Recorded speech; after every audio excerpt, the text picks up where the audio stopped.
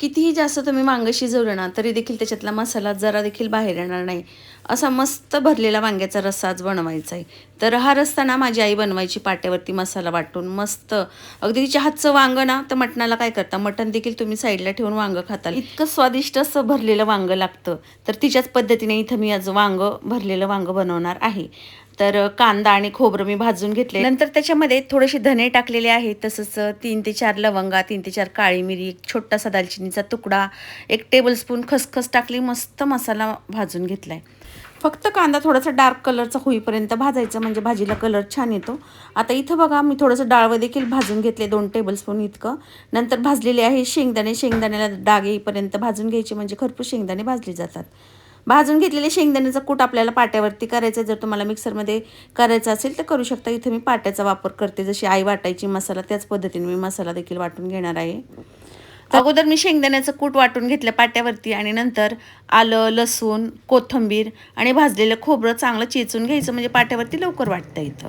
हे सगळं चेचून घेतल्याच्या नंतर सगळा मसाला भाजलेला टाकायचा याच्यामध्ये, आणि थोडंसं पाणी टाकायचं वाटताना, जास्तीचं पाणी नाही टाकायचं, कारण मसाला जर पातळ झाला तर व्यवस्थित वांग्यात भरता येणार नाही. तर इथं कमीत कमी पाण्याचा वापर करून मी मसाला वाटून घेतला. नंतर या पद्धतीने वांगे चिरलेत. वांग्यामध्ये पाहायचं कीड वगैरे लागली की नाही. नंतर त्याच्यामध्ये मीठ आणि हळद भरायची आहे. मीठ आणि हळदीमुळे वांग्याला स्वाद खूप छान येतो. तर इथं सगळ्या वांग्यामध्ये मीठ हळद भरल्याच्या नंतर उरलेलं मीठ आणि हळद मी मसाल्यामध्ये टाकून दिली. तसंच शेंगदाण्याचं कूट देखील टाकलं आणि सगळा मसाला एकजीव केला आहे. आता हा मसाला एकजीव केल्याच्या नंतर मी वांग्यामध्ये मस्त एकदम दाबून असा भरला आहे. साईडचा लागलेला मसाला काढून घेतला. सगळ्या वांग्यांमध्ये प्रॉपर दाबून मसाला मी भरला आहे. आणि आता कढईमध्ये तेल टाकलं. तेल गरम झालं की बराच लसूण चेचून टाकला आहे. तसंच कढीपत्त्याची पानं, थोडीशी हळद आणि भरलेलं वांगं टाकलं आहे. हे सगळं मिक्स करायचं आहे. मिक्स करून झाल्याच्या नंतर त्याच्यावरती झाकण ठेवायचं, 1-5 मिनटं याला वाफवून घ्यायचं आहे.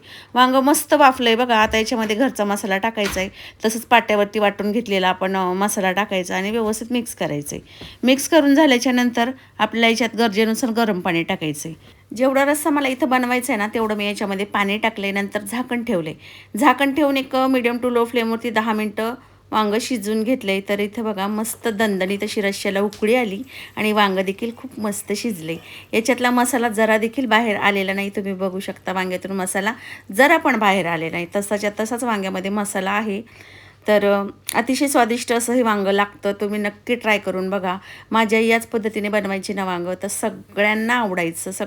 अख्ख्या ऑल फॅमिलीला आमच्या म्हणजे तिच्या हातचं हे वांगं आवडतं. तर नक्की ट्राय करून बघा. आणि व्हिडिओ आवडला असेल तर लाईक, शेअर तसंच सबस्क्राईब करायला विसरू नका.